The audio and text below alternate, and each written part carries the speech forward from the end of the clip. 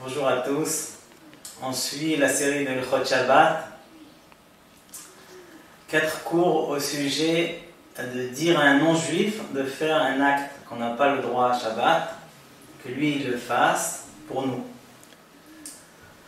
Et donc nos sages, Chazal, ont interdit de dire à un non-juif de faire quelque chose qu'on n'a pas le droit de faire à Shabbat. La raison, c'est pour ne pas y arriver à nous-mêmes faire le même acte. Parfois on dit à un goy, tiens fais ça, il ne comprend pas bien, on va venir, on va l'aider. Nos sages ont fait des barrières pour ne pas transgresser les lois de la Torah. Par exemple, samedi soir, en plein repas, l'électricité qui disjoncte et on n'a pas de lumière.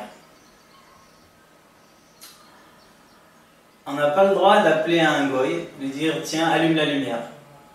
Par contre, si une partie de la lumière est éteinte, mais il reste toujours quand même de la lumière suffisante, on a le droit de dire à un non-juif par indice, c'est-à-dire lui dire viens voir, c'est difficile à manger dans cette pièce.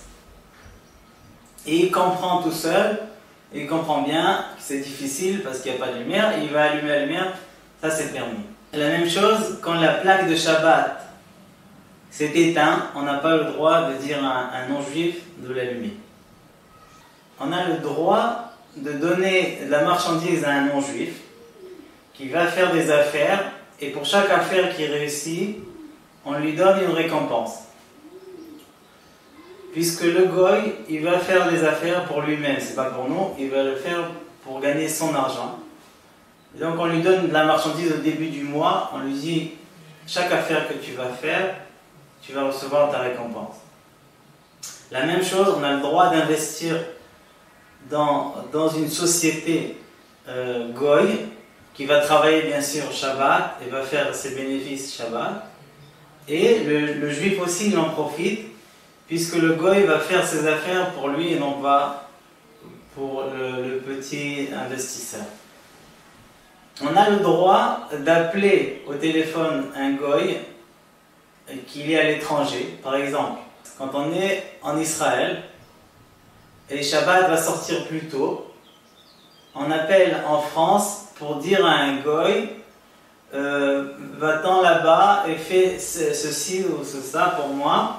Shabbat, c'est moutar, puisque le juif, étant qu'il est en Israël, pour lui c'est pas Shabbat. On ne regarde pas le fait que le goy il est en France et c'est Shabbat en France.